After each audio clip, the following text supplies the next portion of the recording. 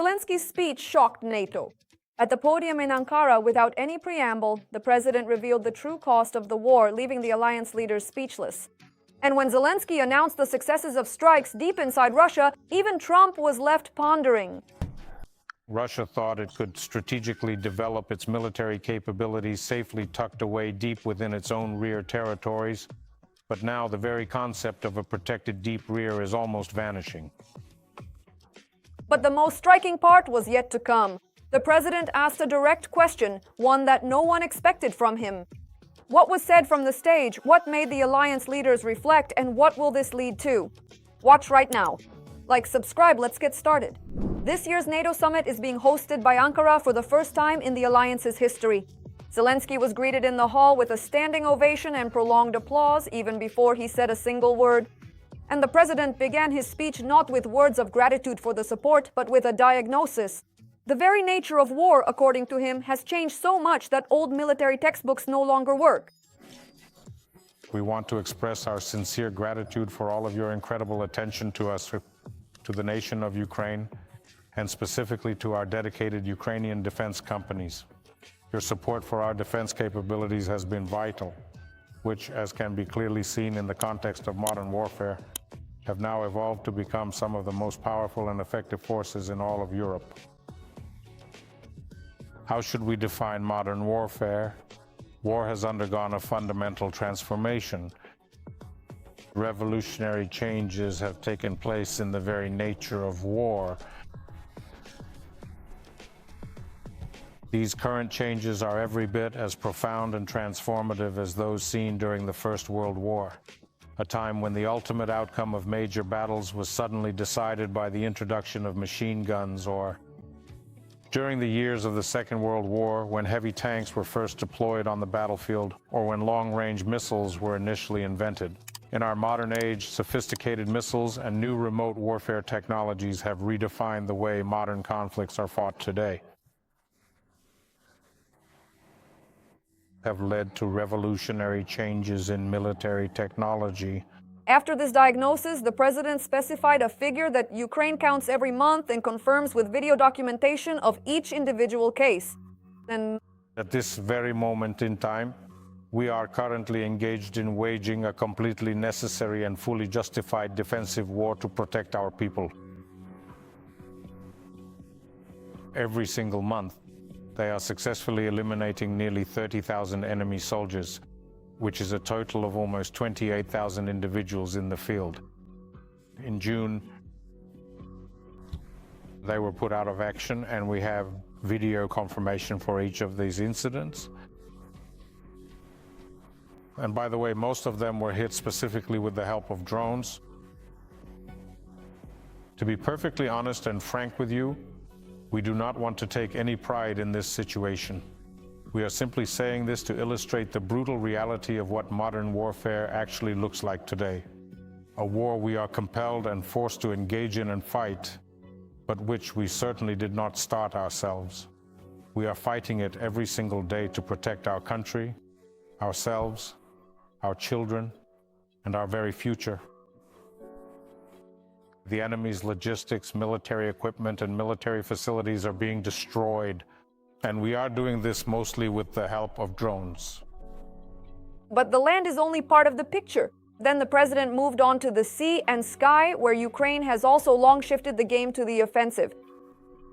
Simultaneously, we are currently conducting a campaign to safeguard our Black Sea coast with the help of modern naval drones. Have evolved significantly, transforming into highly sophisticated and versatile multi-purpose platforms that are now capable of launching precision strikes against a wide array of strategic targets, ranging from those located deep on land to those moving through the air.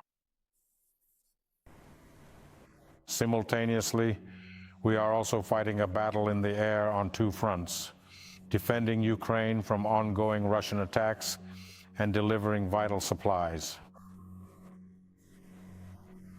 Our precision strikes at very long distances and at medium distances are effectively hitting the various temporarily occupied territories of Ukraine. Thanks to our drones, we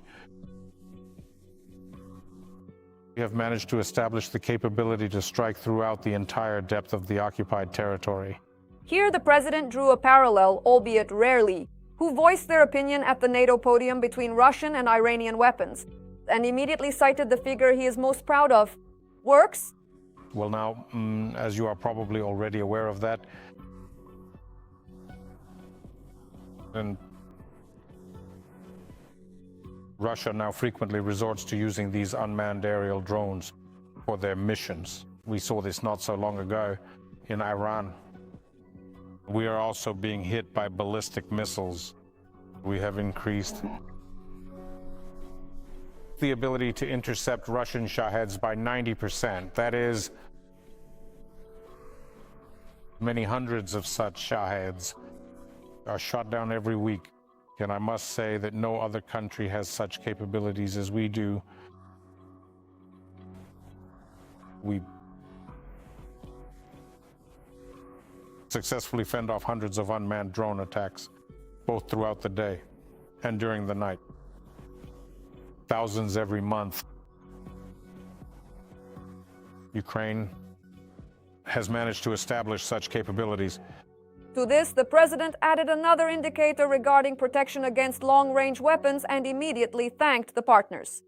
Despite the ongoing challenges of the conflict, we have significantly enhanced our strategic capacity to detect and intercept incoming cruise missiles by leveraging our advanced technological capabilities. And of course, thanks to the support of all our partners who continue to provide assistance to Ukraine in the defense sector. Thank you. And next comes the moment that essentially is the main reason to watch this speech. The president paused and addressed the audience directly. I'd like to pose a serious question to you. Do you honestly and sincerely believe just that it should have been done? Should a nation with such strong defense capabilities remain outside of NATO if Ukraine has already proven its ability to fight on the modern battlefield? Wouldn't it make sense to incorporate these strategic achievements of Ukraine into NATO's collective defense capabilities? All of us would surely benefit from the security such a partnership brings. Become stronger. We would certainly be exceptionally dependable and trustworthy partners, and, of course, we would also be integral members of the very same collective security alliance and strategic group. Ukraine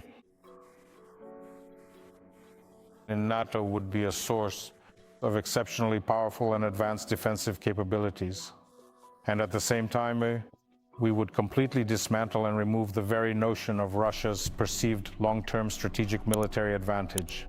The leaders of the alliance had not yet had time to digest this question when the president was already explaining why it had arisen in the first place and gave an example that had happened literally a day before his speech. Well, and you know, for a fairly long time. The Russian military leadership initially believed it would be able to prepare its capabilities deep within the safety of the rear. But now, the very concept of a secure deep rear has almost disappeared from the battlefield. We have witnessed this shift firsthand. Just yesterday, advanced Ukrainian drones successfully broke through layers of Russian air defenses and struck an oil refinery located far away in Siberia. And these analyses, the single incident is the new reality. At this point, there is not a single major oil refinery facility left remaining in Russia that Ukraine has not already successfully targeted and struck. I would like to emphasize that unlike Putin, we are fighting not for pleasure or out of some geopolitical considerations. Russia has brought a brutal war to Ukrainian territory. It kills our innocent people. They are actively trying to destroy our hard-won independence, and we are only defending ourselves.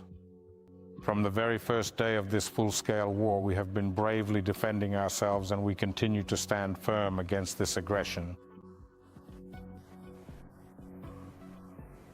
We are waging this war in order to increase the chances of achieving peace. International publications also reported on the strike against the oil refinery in Siberia that same day. They confirmed that there are practically no major oil refineries left in Russia that have not been damaged. Next, Zelenskyy moved on to the scale of Ukraine's own defense industrial complex, which now produces the lion's share of weapons at the front. Hundreds of thousands. Ukrainians are working in the extremely important Ukrainian defense industry.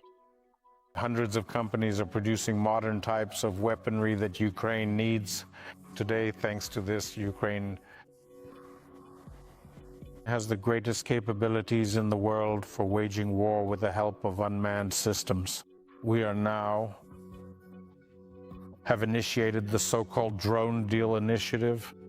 Thank you to everyone who will join it, because the initiative is not only about procurement, but also about joint production and accelerated access to infrastructure.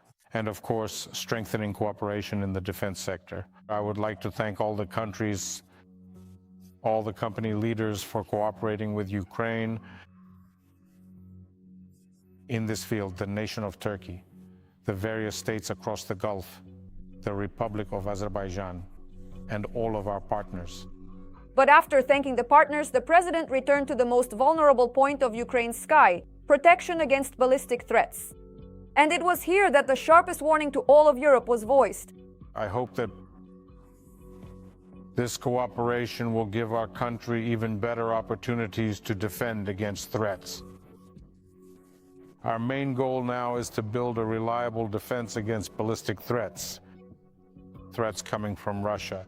This is probably Russia's last remaining advantage, as we have seen again in the example of military actions in the Persian Gulf. This is a matter of global importance. And I think we need the capability to produce anti-ballistic systems. We value the Patriot systems. Yes, it is an exceptionally high quality and effective system. And while there are certainly a variety of other highly capable systems available as well, we clearly see that the current production levels of Patriots are simply insufficient to meet the growing global needs in ballistic defense. And we have to acknowledge that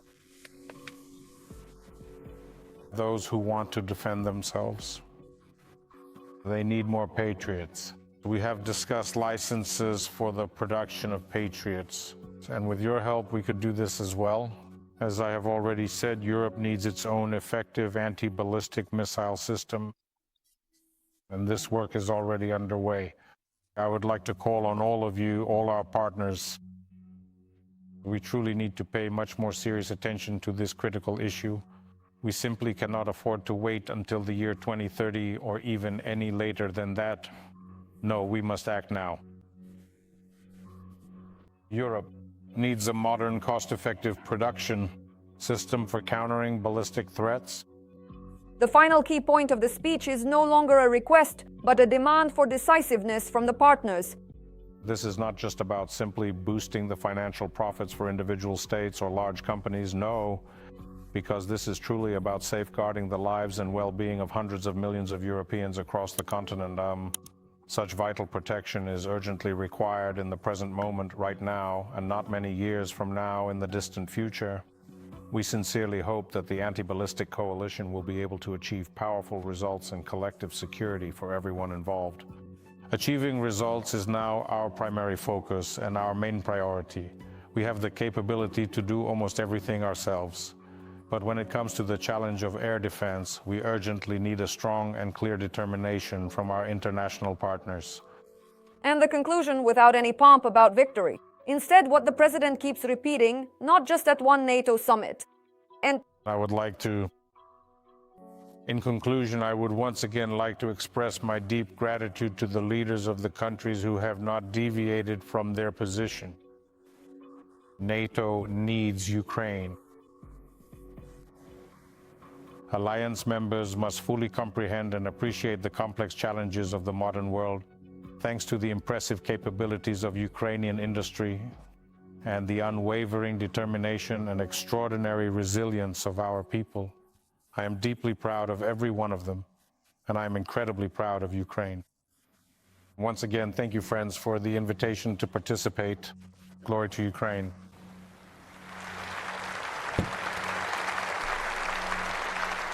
Zelenskyy posed a question to NATO for which there is still no answer, neither in Ankara nor in any of the alliance's subsequent statements. And what do you think? Is NATO ready to give Ukraine what it truly deserves, or will it remain just applause? Share your thoughts in the comments. Like this video if you watch the speech to the end and subscribe to the channel. There's still a lot of interesting content ahead. See you in the next episode.